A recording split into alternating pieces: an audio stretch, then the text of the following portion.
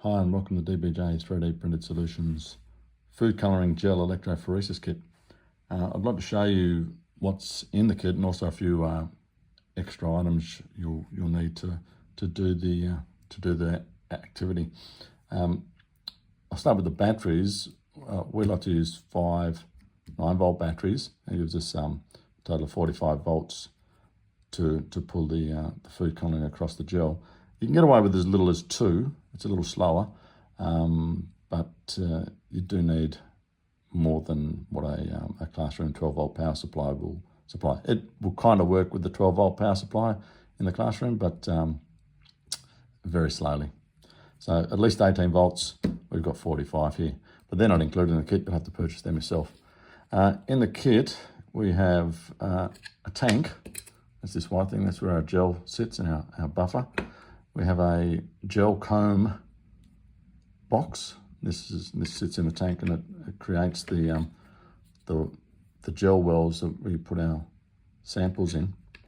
The little blue item here is to help release the gel when it's time to take the gel box out. I'll show you how to do that a little later. Then we have electrodes. Now these are obviously coloured to match positive and negative on our battery supply. They're also designed to fit on a 9-volt battery. The black one obviously goes at the black end, the negative end, and the red one at the positive end. They simply slide into the box like that, and that's ready to go. I'll put our gel comb box in there. That fits in there neatly. There should be no gaps here. It fits in there neatly. It does rattle a little bit. It's designed to do that, so don't be too concerned. Then what we have is a sort of a tan coloured powder in this small vial. Now this comes with the individual kits. If you buy a class set, you might not get all of this because most schools will have this. This is called agar or just agar. It's a gelling agent that we use to create our gels. Then there's a white powder as well. This is simply bicarbonate of soda, baking soda, which you probably have in your kitchen at home. That's used to make our buffer, and that's through that allows the current to run through our gel. Then there are a couple of empty little vials here. I use these to make what I call my micro pipettes. The micro pipettes aren't cheap. Your school might have some, but if not, you can use these. We simply attach this tube onto the end of that, and that becomes our micro pipette. Now there's a hole at the end here which is important, and I'll show you how to use that when we get to that the micro pipetting stage. There's a hole in the end here which allows air to enter here and lets that work a lot more effectively. Then we've got 6 colours. We've got red, yellow, green, blue, violet, and black. And a 7th colour, which is a mixture of a couple, which is for one of the activities that you might do later on as well. Then you're also going to need some measuring spoons. There's a teaspoon and a tablespoon, and a couple of containers to hold the liquid and to cook your gel in. The first thing we need to do is to make our buffer. Now the buffer's made using bicarbonate of soda and one of our little measuring scoops here. So you take some bicarbonate of soda, and I've already got 60 mils of distilled water into this small container. So there's 60 mils, that's about 4 tablespoons. So the 60 mils of distilled water, I must emphasize distilled water because it won't work with tap water. We're going to put 2 of these scoops of bicarbonate of soda. Doesn't matter if you spill a bit, it's not super duper chemistry. So there's our 2 scoops of bicarbonate soda. Now that takes a little bit of a stir to mix up.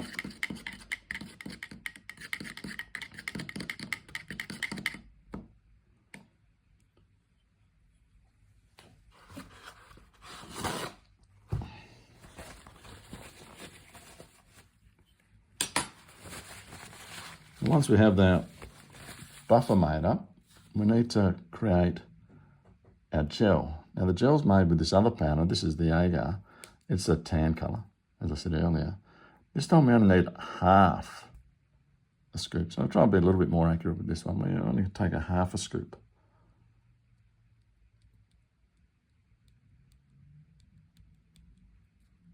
And you can see through the scoop, so I'll get that to, again, don't worry too much if you spill it. None of this is dangerous. You can eat both of these chemicals. So I've got half a scoop here. I pour that into, this is a little glass container, or a beaker. And this time I want a teaspoon of buffer, okay? So just a teaspoon, it's about 5 or 6 mils. And there's a nice teaspoon of buffer. Put that into there. Now, the agar needs to be heated for it to dissolve completely. If you look closely in there, you'll see that there's still little solid bits of agar in there. So I'm going to go away and heat that. I'd like to heat that in the microwave oven for probably 10 seconds at first, and then a few 5-second bursts. I want it to boil, but I want to watch it. I don't want it to boil over. And you need to see it start to boil, but do watch it in the microwave. It's going to depend on your microwave. You want that to be clear and free of any solid bits of agar. So I'm going to go away and do that, and I'll come back and pour the gel. Okay, so I'm back now, and I've heated my agar up a couple of times in the microwave, 10 seconds and then a few 5-second bursts. It is quite hot. You want to make sure that it's cool enough to hold in the palm of your hand before you pour it into the tank. So that's cooled down enough now. I'm going to pour it into the tank. And I want to fill it up to, there's this thin ridge, about 3 millimeters high in the tank. You want to fill it up to that. Now, usually I just pour it all in and it takes it to about that line. Just make sure that the whole of the tank's floor is covered and you're making the 6 wells in the gel. If it overflows, if you've made too much and it overflows, don't be concerned because it's designed to do that. There's gaps in the side which it just stops you creating too thick of a gel. Now we're going to leave that to cool for 15 or 20 minutes and it'll set. And when that's done, I'll come back and I'll show you how to take the gel comb out.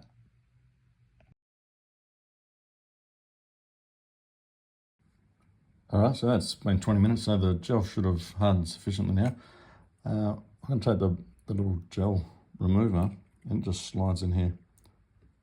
It just helps the gel release from the box. So just put it in there while you're pulling up on the green one. Just a little bit of pressure on the blue one, and it should pull out. There's our gel box out. The remover out. Now you can see in the bottom there, you'll see our 6 gel wells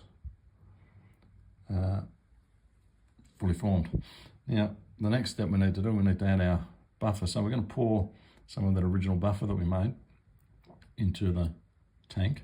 We want it to fill the tank so it's just above the level of the gel. So there's more there than you need. So we've got that just above the level of the gel. Now we need to collect the sample. So this is where our little micro pipettes come into play. You need a tiny, tiny amount of sample. There's a little hole just here, and that's important. It allows us to get the smallest amount of sample in the end here without any air bubbles. It's a bit of a trick to it. I'll try and show you carefully here.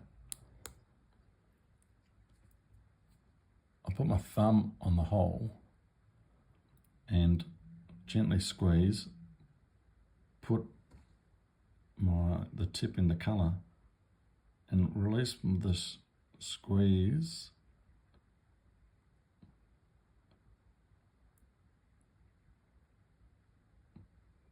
And as I release, I slide my thumb off the hole. And you can see I've got a very tiny amount there, only a couple of microliters. Now it's important to clean the tip of that. I'll just wipe it with some paper towel. Now we're going to try and put that into this top well. Now, when it comes to releasing the sample, Again, we need to cover that hole with our thumb and hover just above the gel well and give it a squeeze. You only want a small amount of that, not all of it. You can see I only released a small amount, but now there's a very small amount in our gel well here. We then get rid of this. Just again, I'll just use a paper towel. And the excess buffer, you can rinse the tip in the excess buffer. We're ready for the next one. So I'll grab another sample. And again, it's the same. Cover the hole, squeeze, suck a little bit up, but then slide your thumb off the hole. Small amount. Give it a clean.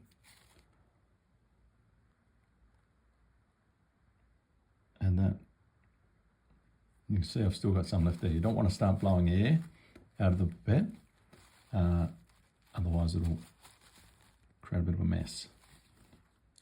Not something that can't be overcome, but just a bit cleaner this way. I'll grab the next one. So I'm going to load all 6 now. All 6 colours, the same way. Small amount, give it a wipe. Hover above the hole, gentle squeeze, only a small amount into the hole, and then clean it off.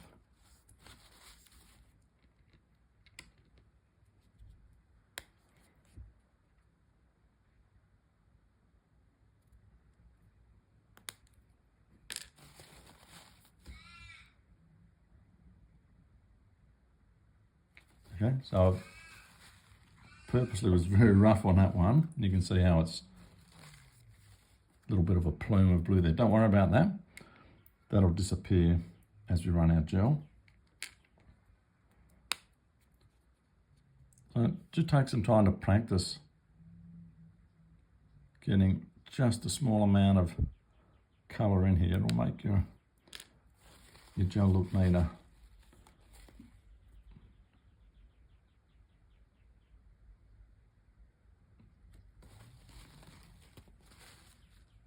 You can even use the tank to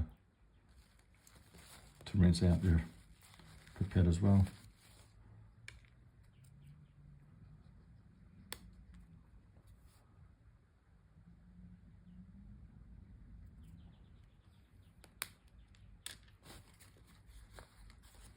And this is the final colour.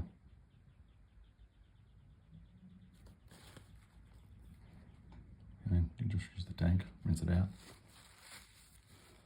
Okay, so now we've got all of our colours in our gel wells. We need to connect power. So we take our battery pack. Now this is 5 9-volts connected together. And it's simply a matter of connecting the positive to positive and the negative to negative. And once you've done that, you should start to see some bubbles forming at the electrodes. You can see some bubbles here. Bubbles forming at the electrodes, and the run has begun. So you need to let this run for probably 15 to 20 minutes, depending on how many batteries. If you had 2 9-volts, so 18 volts, you might want to run it for 25 or 30 minutes. But you can see already that the colours are starting to move to the positive side. So the colours are leaving the wells and moving across the gel to the positive side. Now the reason for that is that the colours are negatively charged, so they're going to be attracted to the positive terminal in our electrode tank. The colours also have different sizes, so the smaller ones are going to move faster than the larger ones, and that's what allows the separation. And that's a similar rationale to DNA separation, because DNA is negatively charged as well, and you can cut it into different size fragments, and then different size fragments move at a different speed. So I can let that run for 20 minutes, and we'll come back and have a look.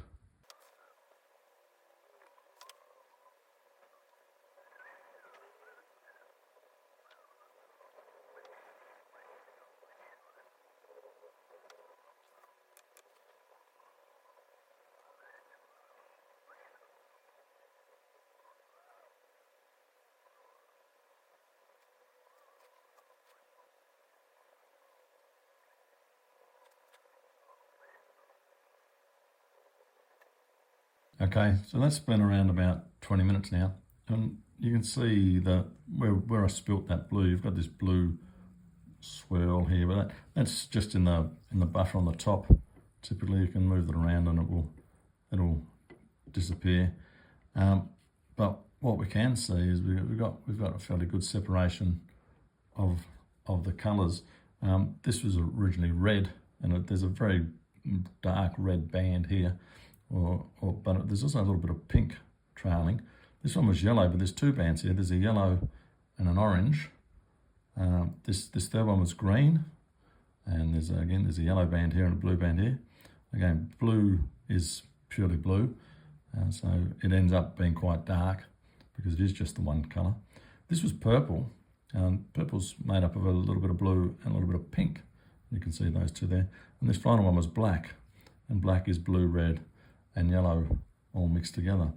So that's our 20-minute run. You should make sure you unplug the batteries.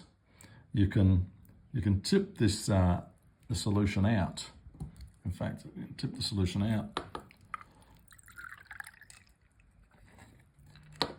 and you're left with just the gel then, and none of the buffer on top. And it helps you maybe see the colours a little bit more clearly. Again, don't concern yourself with this swirl that's just in the very top layer of the gel. But there you go. That's our food colour gel electrophoresis. Hopefully you can apply that to some of the stuff you're learning with your DNA sequencing or material separations. Thanks for watching.